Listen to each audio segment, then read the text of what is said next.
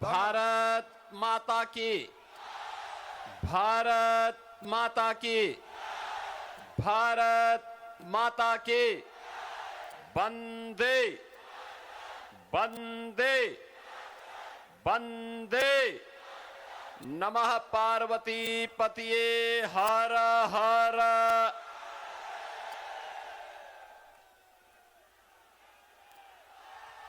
Bharatiya Janata party के coach Bihar जिला के अध्यक्ष श्री अभिजीत बर्मन जी, भारत सरकार के पूर्व गृह राज्य मंत्री, माथाभांगा विधानसभा क्षेत्र से भारतीय जनता पार्टी के उम्मीदवार श्री निशीथ प्रमाणिक जी, शीतलकुची विधानसभा क्षेत्र से भारतीय जनता पार्टी के उम्मीदवार श्रीमती सावित्री बर्मन जी, पूर्व जिलाध्यक्ष श्री अनिल मालाकार जी, निवर्तमान विधायक माथाभांगा भाई सुशील बर्मन जी, शीतलकुची के निवर्तमान विधायक वारेन चे बर्मन जी, जिला महासचिव मनोज घोष जी, जिला उपाध्यक्ष प्रताप सरकार जी, विधानसभा प्रभारी कृष्ण कुमार सहाराय जी, जिला प्रभारी राम सूरत कुमार जी, विधानसभा संयोजक अरविंद विश्वास जी, श्री जितेंद्र चौधरी बर्मन जी, गुरु प्रसाद बर्मन जी, मुरारी राय जी, भारतीय जनता पार्टी के मंडल अध्यक्षगण श्री रामेन बर्मन जी, मृदुल डे जी, वीरेन राय जी, विमल बर्मन जी, प्रकाश दास जी, कोच बिहार जिला सचिव भारतीय जनता पार्टी युवा मोर्चा श्री प्रशांत बर्मन जी, भारी संख्या में आज के इस चुनावी विधानसभा में उपस्थित भारतीय जनता पार्टी के सभी हमारे कार्यकर्ता और उपस्थित बहन और भाइयों, ये मेरा सौभाग्य है कि मुझे आज उत्तर बिहार के, उत्तर बंगाल के कोच बिहार जनपद के अंदर आप सभी से संवाद बनाने और इस माटी को नमन करने का सौभाग्य मुझे प्राप्त हो रहा है। मैं इस पावन धरा को, जिसने भारत की आजादी के लिए और स्वतंत्र भारत में देश की रक्षा करने के लिए हमेशा अग्रिम पंक्ति में खड़े होकर के बलिदान की एक नई परंपरा खड़ी की है, ऐसी पावन धरा को मैं नमन करते हुए आप सबका अभिनंदन करता हूं, स्वागत करता हूं।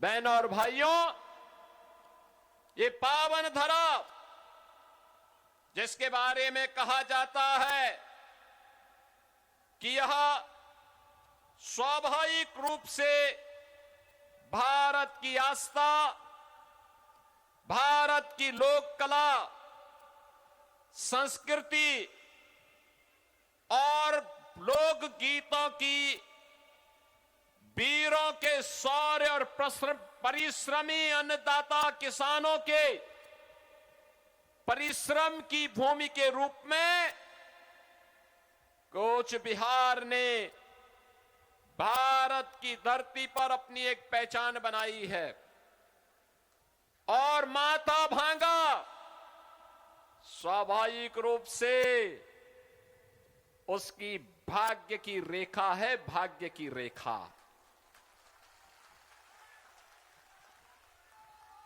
यहां की अपनी विशिष्ट लोक कला, राजवंशी भाषा की मिठास, भव्य पारंपरिक लोक वेशभूषा और आत्मा को स्पर्श करने वाली भवैया लोक गीतों के माध्यम से आज यहां की महान राजवंशी समुदाय पूरे देश के अंदर अपनी एक पहचान बनाता है। बहनों और भाइयों, ठाकुर पंचानन वर्मा, वीर चिलाराय, पद्मश्री गीता राय बर्मन, इन सब की पावन ये धरा, कौन ऐसा भारतीय होगा जो उसको नमन न करना चाहता होगा।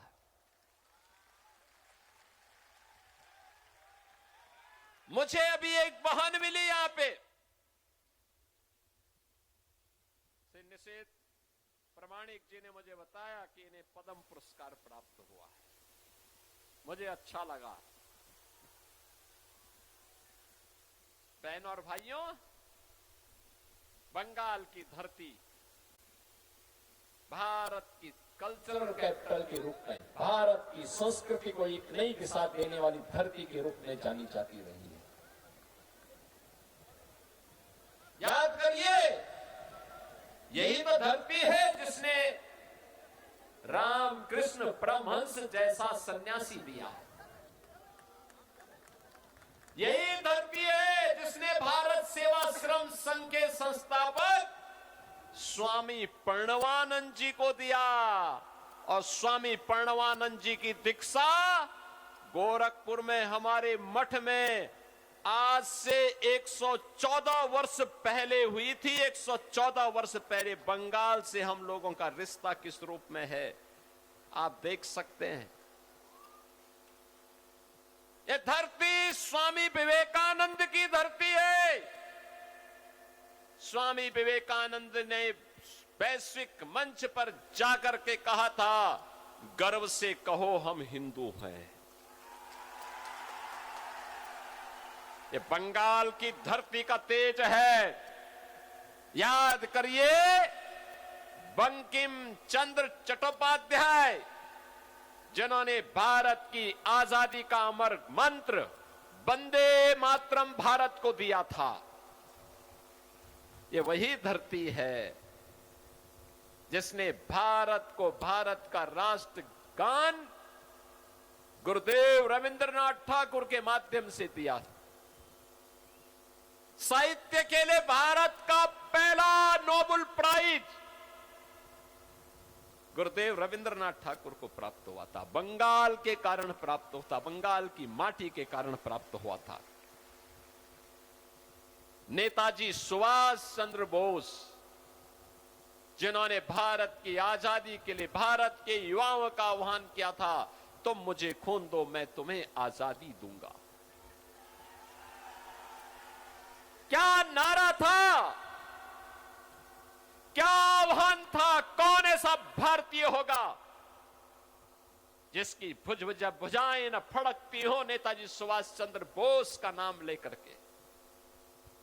बहनों और भाइयों, भारत की आजादी के लिए हंसते हंसते फांसी के फंदे को चूमने वाले खुदीराम बोस इसी बंगाल की धरती की देन है। याद करिए, यही बंगाल है जिसने डॉक्टर श्यामा प्रसाद मुखर्जी को जन्म दिया। भारतीय जनसंघ के संस्थापक अध्यक्ष, उन्होंने कहा था एक देश में दो विधान, दो निशान, दो प्रधान नहीं चलेंगे, नहीं चलेंगे।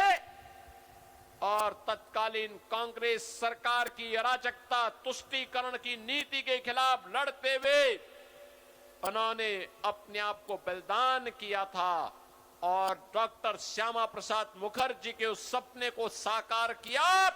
प्रधानमंत्री मोदी जी ने कश्मीर में धारा 370 समाप्त करके। बहनों और भाइयों, जिन्होंने हमें ज्ञान, संस्कार और राष्ट्रभक्ति का मार्ग दिखाया, याद करना, जिस धरती ने भारत को संस्कृति, सभ्यता और भारत की आजादी के लिए एक गौरवशाली परंपरा दी, भारत को राष्ट्रगान और राष्ट्रगीत देने वाली ऐसी पावन धरा, याद करिए, यही बंगाल रही है, यही बंगाल है। बहनों और भाइयों, ये तो हुई संस्कृति की बात। बंगाल देश के अंदर स्वतंत्र भारत में भारत की अर्थव्यवस्था का ग्रोथ इंजन था। ग्रोथ इंजन, सबसे ज्यादा उद्योग थे, सबसे ज्यादा उद्योग भारत की इकोनॉमी में 1/3 भाग बंगाल का हुआ करता था। भारत की इकोनॉमी के साथ साथ रोजगार देने का माध्यम भी युवाओं के लिए, नौजवानों के लिए, महिलाओं के लिए बंगाल था। क्या हो गया? कल आपने संसद में देखा होगा, कल आपने संसद का वह दृश्य देखा होगा जब प्रधानमंत्री मोदी जी ने देश की बहनों और बेटियों के लिए लोकसभा और विधानसभा में 33% आरक्षण का विधेयक 2029 में लागू करने का संशोधन प्रस्तुत किया। कांग्रेस, वामपंथ और टीएमसी ने उसको पास नहीं होने दिया। बहनों और भाइयों, ये वही लोग हैं, याद करिए, ये लोग आधी आबादी को उसका हक नहीं देना चाहते, लेकिन घुसपैठियों की पैरोकारी करते हैं, घुसपैठियों की पैरोकारी करते हैं ये लोग। बांग्लादेशी घुसपैठियों की पैरोकारी करते हैं और मुसलमानों का नाम मतदाता सूची में चढ़े और उनका हक, इन गरीबों के हक पर डकैती डाल सके, इसकी पैरोकारी टीएमसी की सरकार बंगाल के अंदर करती है। ये कब तक चलेगा? और यही तो कहने के लिए आए हैं, कल का नारी शक्ति वंदन अधिनियम में आवश्यक संशोधन आधी आबादी को मिलने वाले उसके अधिकार में जो कांग्रेस, टीएमसी, सपा, वामपंथी दलों ने जो कल विघ्न बाधा डाली है, उसको गिराने का प्रयास किया है, उसको पास नहीं होने दिया है। इन्होंने आधी आबादी का अपमान किया है, उनके हक पर डकैती डलवाने का काम किया है और देश की बहनें इसको स्वीकार नहीं कर सकती हैं, किसी भी स्थिति में स्वीकार नहीं कर सकती हैं। और यही कहने के लिए आज मैं आपके पास आया हूं। मां, माटी और मानुष की बात टीएमसी कहती थी। मां के साथ उनका व्यवहार कल देश की संसद में सबने देखा, पूरे देश, पूरी दुनिया ने देखा है।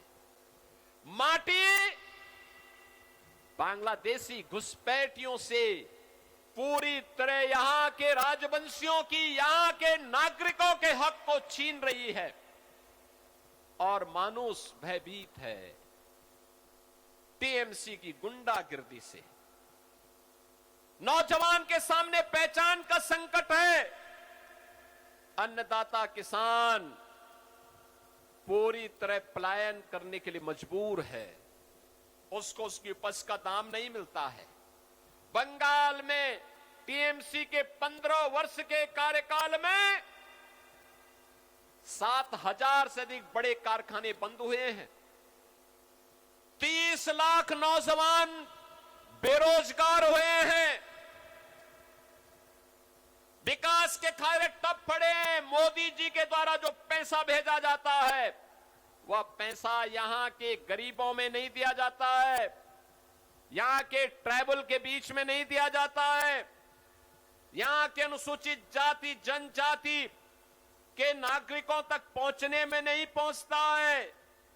ये पैसा टीएमसी के गुंडे खा जाते हैं या बांग्लादेशी घुसपैठिए खा करके, इनकी मदद से खा करके आपके हकों पर डकैती डालने का काम कर रहे हैं। और इसीलिए आज मैं आपसे कहने के लिए आया हूं, बहनों और भाइयों, बंगाल में कारखाने बंद हुए हैं, धान के उत्पादन में गिरावट आई है, मछली उत्पादन में लगातार गिरावट आ रही है। कारण है सरकार अच्छा दाम नहीं देती है, यहां की टीएमसी सरकार पैसा नहीं देती है। टीएमसी को तब पैसा देने की या नौजवानों को रोजगार देने के लिए फुर्सत होती तो वो सोचती, उसको तो मुस्लिम तुष्टीकरण से फुर्सत ही नहीं है। और मुसलमानों के अलावा किसी के बारे में नहीं सोचती है। बहनों और भाइयों, बंगाल के अंदर आज आप जय श्री राम का नारा नहीं लगा सकते, क्योंकि या तो यहां की सरकार अत्याचार करवाती है या टीएमसी के गुंडे हमला करते हैं। दुर्गा पूजा के पहले उपद्रव हो जाता है। यहां की गवर्नमेंट दुर्गा पूजा और विसर्जन के दौरान अनुमति नहीं देती है, नहीं देती है। गौ हत्या करवाती है। यहां की सरकार लगातार प्रताड़ित करवाती है। आपका हक पर भी डकैती डलवाती है। ठीक यही स्थिति उत्तर प्रदेश में भी थी 2017 के पहले। यही स्थिति हुआ करती थी। वहां कोई पर्व और त्योहार के पहले दंगे शुरू हो जाते थे। महीनों महीनों कर्फ्यू रहता था। किसी गरीब को हक नहीं मिलता था। बेटी सुरक्षित नहीं थी, व्यापारी सुरक्षित नहीं था, पलायन हो रहा था, अराजकता चरम पर थी। वहां पर भी कोई जय श्री राम बोलता था तो टीएमसी की ही पार्टनर समाजवादी पार्टी और कांग्रेस वहां हमला करवाती थी, पुलिस से पिटवाती थी। लगातार अराजकता थी। सड़कों पर जुमे के दिन पूरी सड़क जाम हो जाती थी, आवागमन ठप हो जाता था। सुबह 5 बजे से लेकर के मस्जिदों की आवाज से लोग परेशान रहते थे। बहनों और भाइयों, आज उत्तर प्रदेश में डबल इंजन की सरकार है। मोदी जी के नेतृत्व में डबल इंजन सरकार। नो दंगा, नो कर्फ्यू, नो दंगा। यूपी में है सब चंगा। अब कर्फ्यू नहीं है, दंगा नहीं है, माफिया मुक्त, गुंडा मुक्त यूपी है। और कोई माफिया और कोई दंगाई कभी दिखता है तो यूपी का बुलडोजर उसकी हड्डी पसली को तोड़ करके एक्सप्रेस वे बना देता है। एक्सप्रेस वे प्रदेश बना देता है उसको। जितने माफिया हैं, इन माफिया की संपत्ति को हमने कब्जे में लेकर के वहां के गरीबों के आवास बना दिए हैं। वहां शुक्रवार के दिन किसी सड़क पर या किसी भी पर्व और त्योहार के दिन सड़क पे नमाज नहीं पढ़ी जाती है, नहीं पढ़ी जाती है। वहां मस्जिद से आवाज नहीं निकलती है। कोई अजान की आवाज नहीं।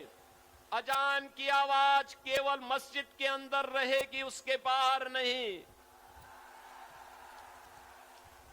लव जिहाद और लैंड जिहाद प्रतिबंध है, और ये तभी हो सकता है जब डबल इंजन की बीजेपी की सरकार आएगी। बीजेपी की सरकार इस बात की गारंटी देने के लिए आपको आ रही है।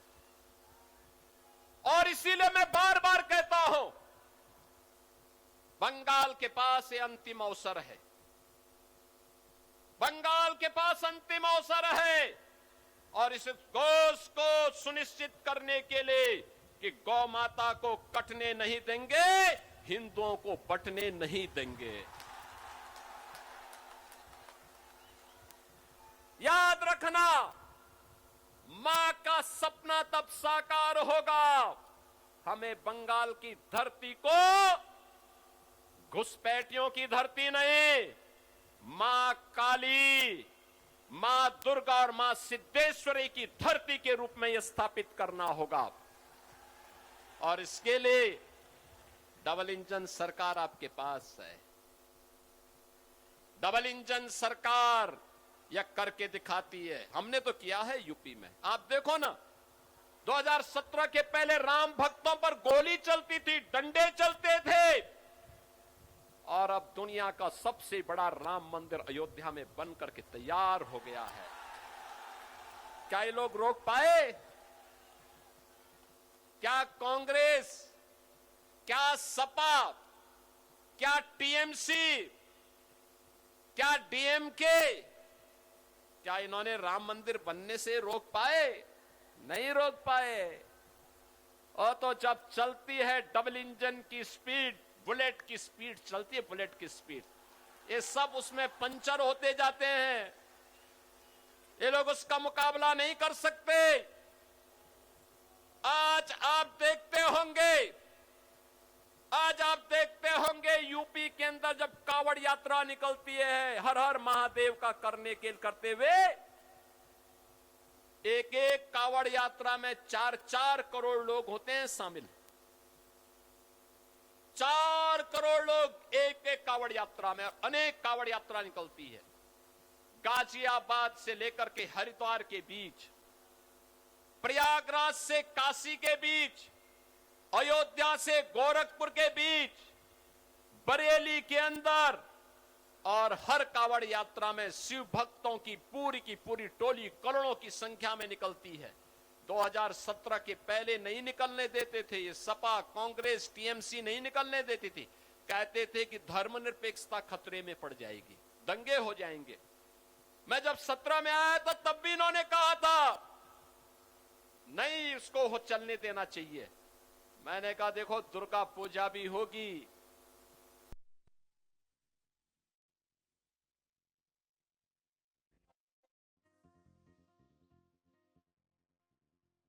आदित्यनाथ को सुन रहे आप। आपको बता दें कि सीएम योगी इस वक्त पश्चिम बंगाल में चुनावी जनसभा को संबोधित करते हुए नजर आ रहे हैं। पश्चिम बंगाल में हो रहे विधानसभा चुनाव को लेकर सीएम योगी स्टार प्रचारक के तौर पर चुनावी हुंकार भरते हुए नजर आ रहे हैं।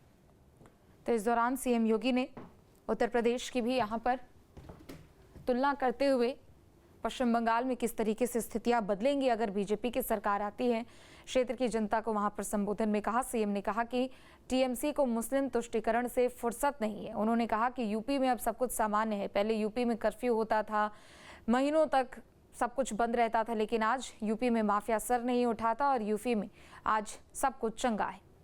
तो बंगाल के रण में सीएम योगी नजर आ रहे हैं और जनसभा को लगातार सीएम योगी संबोधित करते हुए, आपको बता दें कि स्टार प्रचारक के तौर पर बंगाल के चुनावी रण में सीएम योगी को उतारा गया और आज भी उनकी कई जनसभाएं होने वाली है। तो पश्चिम बंगाल के दौरे पर हैं मुख्यमंत्री योगी आदित्यनाथ, जो कि क्षेत्र की जनता को संबोधित करते हुए नजर आ रहे हैं और इस बार बदलाव के साथ आने के लिए क्षेत्र की जनता को संबोधित कर रहे हैं।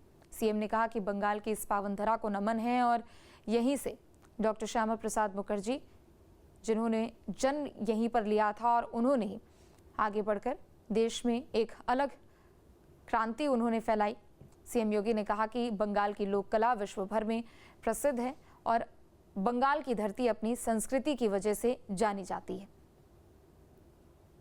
तो पश्चिम बंगाल के दौरे पर मुख्यमंत्री योगी आदित्यनाथ इस वक्त कूच बिहार में है सीएम योगी, जहां उन्होंने चुनावी जनसभा को संबोधित किया है। सीएम ने कहा कि बंगाल स्वामी विवेकानंद की धरती है, डॉक्टर श्यामा प्रसाद मुखर्जी की धरती है।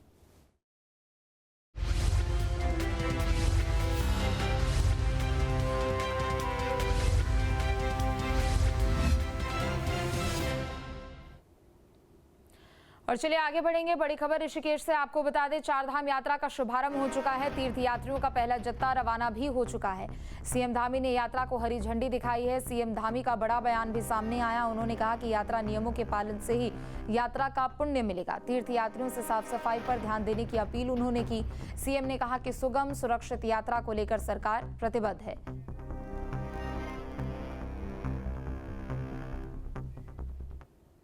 और सीधा सुनते हैं सीएम योगी क्या कुछ कह रहे हैं। हमारे यहाँ पे दोनों प्रत्याशी यहाँ पर आए हैं। माता वांगा विधानसभा से हमारे निशित प्रमाणिक आए हैं। भारत सरकार में इन्होंने गृह राज्य के रूप में काम किया था। याद करिए निशित प्रमाणिक, जब कश्मीर में धारा 370 समाप्त हो रही थी और नक्सलवाद समाप्त हो रहा था, उस समय आदरणीय अमित शाह जी के साथ में गृह राज्य मंत्री के रूप में निशित प्रमाणिक थे।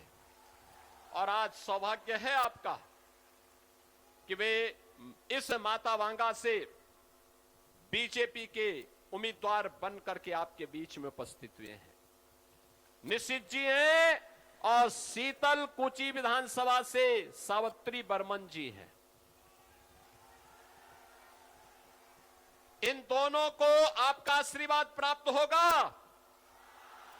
आशीर्वाद देंगे। इधर पीछे, इधर सभी लोग दोनों हाथ उठा करके बोलो, घबराने की आवश्यकता नहीं, घबराने की आवश्यकता नहीं। दोनों हाथ उठा करके बोलेंगे, अपना आशीर्वाद देंगे। इन दोनों का आशीर्वाद देंगे तो मेरे साथ मैं बोलूंगा, ओमार सोनार बांग्ला, आप कहेंगे टीएमसी मुक्तो बांग्ला। आमार सोनार बांग्ला, आमार सोनार बांग्ला। मैं बोलूंगा पलटानो दोरकार, आप कहेंगे चाई बीजेपी सरकार। पलटानो दोरकार, पलटानो दोरकार। मैं कहूंगा ओंधकार हटबे, मैं कहूंगा ओंधकार, आप कहेंगे हटबे। मैं कहूंगा सूरज, आप कहेंगे उठबे। और मैं कहूंगा कोमल, आप कहेंगे खिलबे। ओंधकार, ओंधकार, सूरज, सूरज, कोमल, कोमल। भारत माता की, भारत माता की। वंदे, वंदे। जय श्री राम, जय जय श्री राम।